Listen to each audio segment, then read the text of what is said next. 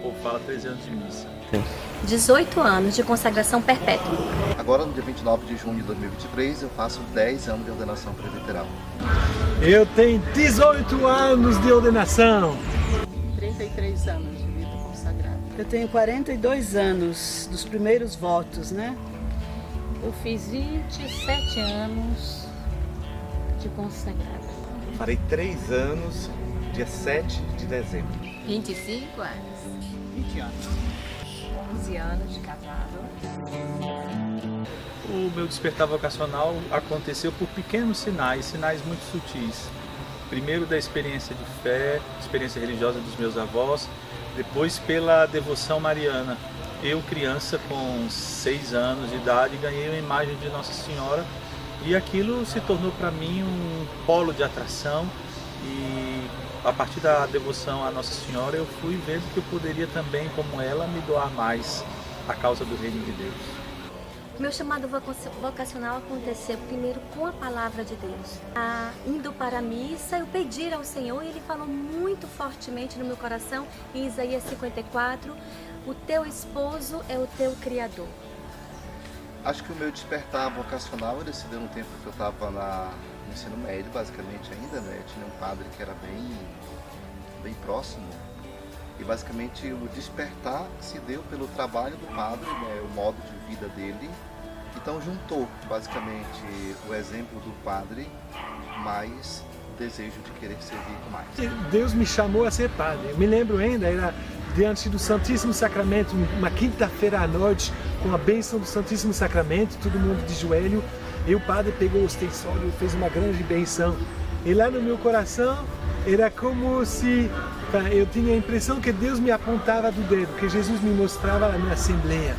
E no meu coração, Deus me chama a ser padre. Esse chamado veio assim com muita força a partir dos 13 anos de idade, quando a gente convivia com as irmãs dominicanas no Colégio Santa Rosa, de Lima, em Conceição do Araguaia. Mas fui amadurecendo até o momento que eu fiz um discernimento para ir confirmando esse chamado de Deus, né? Que não é de uma vez que a gente percebe. Com 4 anos eu vi uma religiosa franciscana, missionária, e brincando na porta da casa, quando levantei o meu olhar que vi aquela irmã, o coração palpitou bem forte e eu senti que, mesmo com 4 anos, o que é que uma criança entende de vocação? Mas o coração acelerou e eu disse para minha mãe, mãe, eu quero ser igual àquela mulher. Deus me falou, eu ouvi a voz dele, te quero sacerdote, e aí não teve para onde fugir. Era a juventude, eu parecia retiro. Esse no momento é bem complicado minha vida, mas no momento, ouvindo uma palavra, Deus ama própria você. Tem dificuldade, tem alguma outra coisa, mas Ele ama própria você. Por isso eu queria mudar minha vida. Eu queria estar vivendo outra pessoa, para outra pessoa. O casamento eu vejo assim, sempre eu comento muito a respeito, que é um ciclo de perdão. A gente tem que ter essa noção de perdoar dia após dia, né? Porque a gente não falar que casamento não tem briga, é mentira, isso não existe. Mas quando a gente aprende a conhecer o limite do outro, a gente aprende se perdoando e vamos, e Deus no meio, não é Deus do lado, Deus está no nosso meio. Eu acho que a vivência do matrimônio é, acima de tudo, uma resposta ao chamado de Deus para as nossas vidas. Então, jovem, não tenha medo de escolher, não tenha medo de decidir, não tenha medo de perguntar qual a vontade de Deus para a sua vida, porque a vontade de Deus para a sua vida é a sua felicidade. Então, buscar sem cessar, Senhor, qual é a tua vocação? Qual é o meu chamado? Aonde o Senhor me chama a viver a missão da minha vida? Então, com Deus a gente nunca perde. Então, eu quero dizer aos jovens que tenham a coragem de dizer sim. E, geralmente, uma vocação acertada é uma pessoa feliz. O sinal vai ser se isso produz no fundo do meu coração uma grande paz e alegria. O sinal de verdade da vocação é quando Deus coloca o desejo no fundo do coração e me dá alegria de responder de um certo jeito. Então eu convido o jovem, a jovem, que também se coloquem próximos, se faça próximo daqueles que vivem a sua vocação com muito amor, com muita alegria, dentro da igreja e fora da igreja. Não existe ser humano sem uma vocação. Não existe vocação sem uma resposta de amor. Então, o que você está fazendo?